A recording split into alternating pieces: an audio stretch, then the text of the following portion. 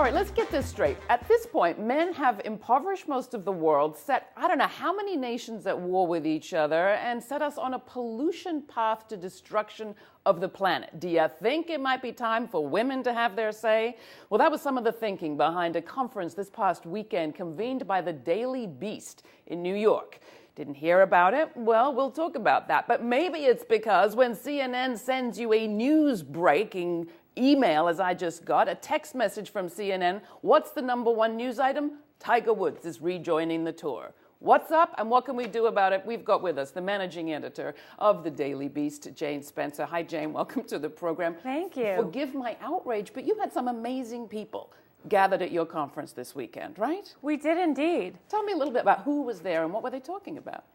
Hillary Clinton was there, Meryl Streep, Madeleine Albright, mixed with some incredible activists from all over the world. We had Sunitha Krishnan from India, who rescues sex slaves. She breaks into brothels and pulls 8-year-old girls out of sex slavery. Just tons of activists from Afghanistan, Liberia.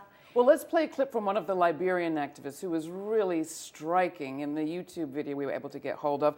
You want to introduce her, Lema Gaboui? Lema Gaboui. Gaboui? She's a Liberian peace activist and women's activist. One of the most incredible things she's done is she organized a sex strike to help end the war in Liberia. She got all the women in the market to refuse to have sex with their husbands until the war ended. Liz Estrada lives in Liberia. Let's play the clip. All right. I think you all, the women of America, can do a lot of good. There are a lot of influential women in this room.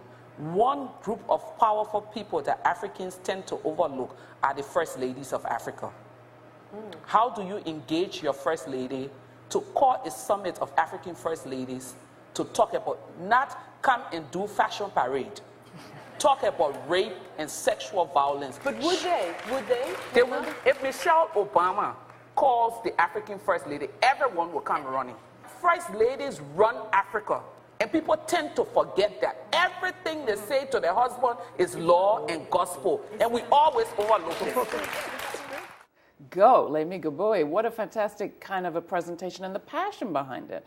And yet there she is talking about rape, a subject that we still find really hard to get serious coverage of in this country. Well, she had a terrific idea, and one of the ideas of the summit was to come up with innovative solutions. And her idea, which was to get these African first ladies to the White House, to give them a platform, to give them respect in their home countries so that they can raise these issues like rape, gender-based violence, genital mutilation, all of these horrific issues that are crippling Africa in lots of ways.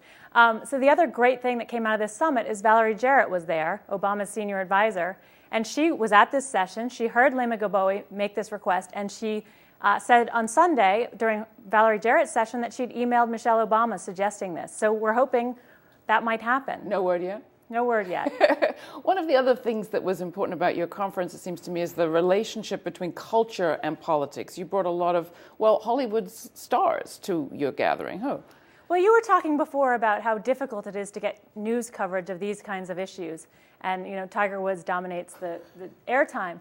So we thought by mixing kind of powerhouse women with activists from around the world, we could help the activists get a platform. So we did a performance of this play, Seven, and Meryl Streep was part of it, Shura Agdashloo.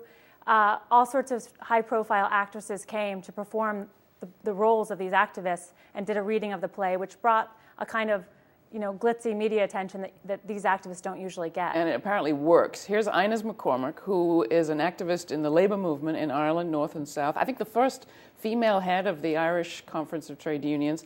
Here's her talking about what a difference Meryl Streep made. So, Inez, perhaps just in a light way I could ask you, what did it feel like to be portrayed by Meryl Streep? She's much better at being me than I am. For a start. Just the thing you said about in Northern Ireland, your name. Yeah. Just a few days beforehand, I'd put out a press statement about that campaign of those women, about their housing conditions, and I got 2 lines. Meryl Streep playing me. I had 15 interviews in one day. Right? And I got that housing campaign into 12 of them. So talk about the lessons that you draw from this, if you draw some. I mean, you're at the Daily Beast that balances sort of pop culture and news Where do you think the line is?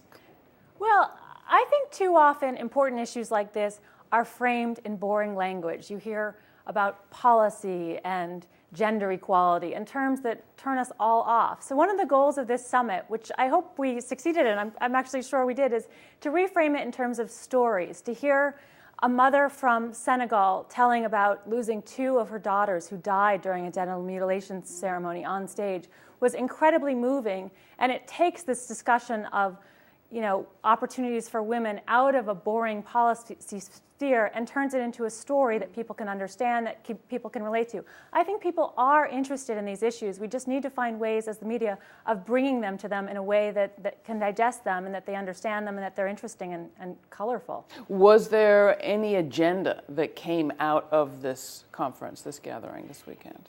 All weekend long during the sessions, we had our reporters from the Beast listening closely for solutions. So at the end, we put out what we call a solutions cheat sheet. It's available on the Daily Beast. But there were just tons of ideas that different activists suggested, which I would have never thought of before. One issue was we had a lot of talk about sex trafficking and a lot of activists who rescue young sex slaves from brothels in India and elsewhere.